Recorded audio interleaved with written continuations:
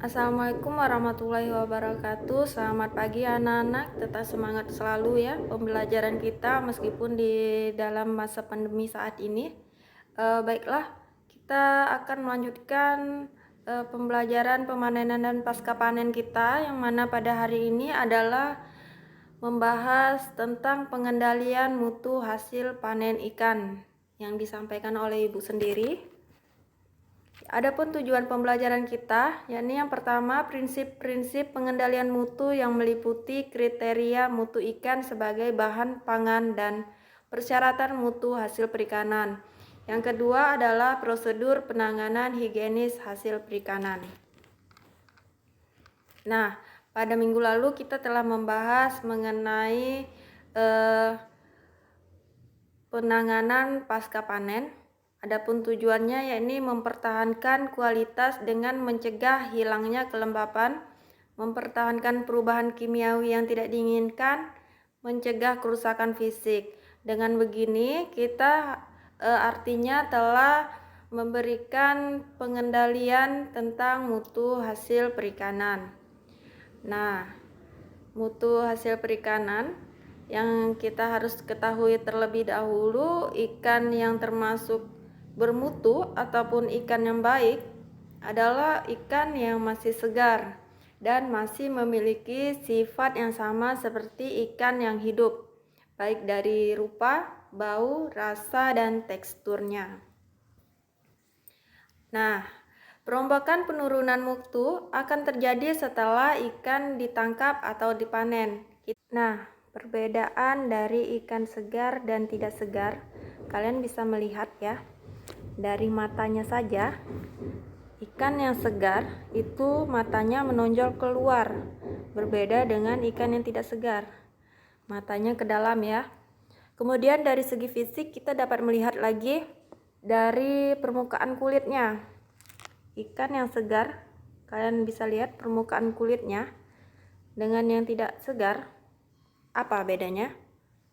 Nah, kalian bisa lihat ikan yang tidak segar ini ya, kulitnya, sisiknya ikan ini terkelupas. Artinya ikan yang tidak segar memiliki sisik yang mudah terkelupas, berbeda dengan ikan yang segar. Kemudian jika kita lihat lagi perbedaan itu terdapat, sebenarnya ini bisa kita lihat dari ikan yang tidak segar dan yang segar. Insangnya itu, ikan yang tidak segar adalah pucat ya, berbeda dengan ikan yang segar. Ikan yang segar insangnya masih merah. Nah, selanjutnya itu dari segi fisik. Kemudian Ibu akan bahas tahap perombakan kemunduran mutu. Yang pertama itu adalah tahap pre-rigor. Tahap pre-rigor ini terjadinya hiperemia, yang dimana ditandai dengan pelepasan lendir dan kelenjar-kelenjar yang terdapat di dalam lapisan kulit membentuk lapisan bening ya. Lendir tersebut terdiri dari glikoprotein yang merupakan substrat yang baik untuk pertumbuhan bakteri. Nah, pada fase pre-rigor ini masih tergolong ikan segar ya, karena ini berlangsung sekitar 1-2 jam setelah kematian. Berarti pada fase pre-rigor ini ikan tersebut masih memiliki kriteria seperti ikan segar. Artinya dari segi bau, rasa, tekstur masih seperti ikan segar ya. Kemudian di fase kedua yakni fase rigor mortis. Kalian bisa lihat pada fase rigor mortis ciri khas tubuh yakni tubuh kaku. Tubuh kaku ini disebabkan oleh serangkaian perubahan kimia yang kompleks di dalam otot ya, terjadi setelah kematiannya.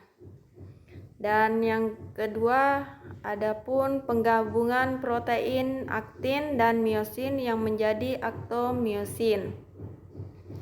Di sini masih tergolong ikan segar, rigor mortis masih tergolong ikan segar, yang dimana rigor mortis ini terjadi sekitar 2 jam setelah kematian dan bertahan di fase rigor mortis ini selama 12 jam ya. Pada rigor mortis ini terjadi penurunan pH ikan yang awalnya 6,9 menjadi 6,2. Nah,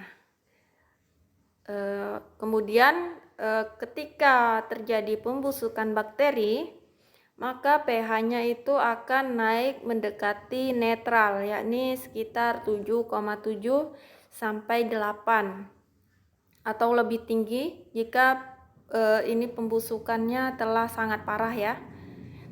Nah, kemudian ada fase post rigor.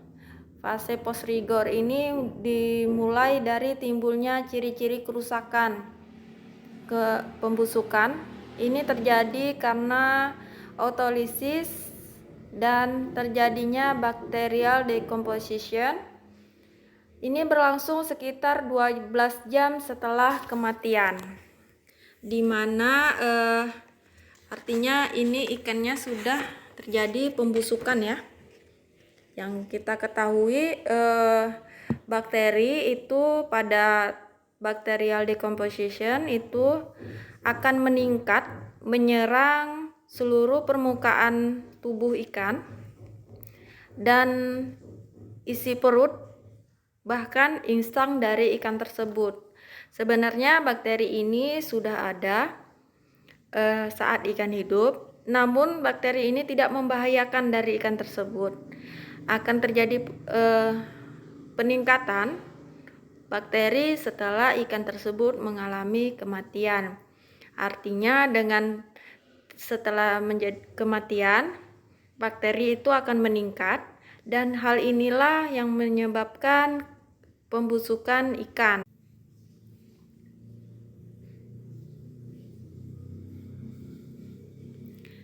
Nah, selanjutnya ini ada penanganan higienis hasil panen, yang dimana kita harus mengetahui dulu higienis merupakan pelaksanaan prinsip sanitasi untuk menjaga kesehatan dan kebersihan lingkungan. Nah, untuk menjaga kesehatan dan kebersihan pada penanganan ikan, biasanya kita menggunakan es dan air yang bersih untuk membersihkan ikan dan mempertahankan mutu dari ikan tersebut. Nah, dengan melaksanakan prinsip sanitasi dan higien selama pengolahan, maka kontaminasi dapat dikurangi atau ditekan, bahkan dapat dihindarkan. Nah, tindakan dan prinsip dari sanitasi ini adalah yang pertama, membuang sumber kontaminan pada ikan, seperti pada isi perut, insang, dan seluruh lapisan permukaan kulitnya.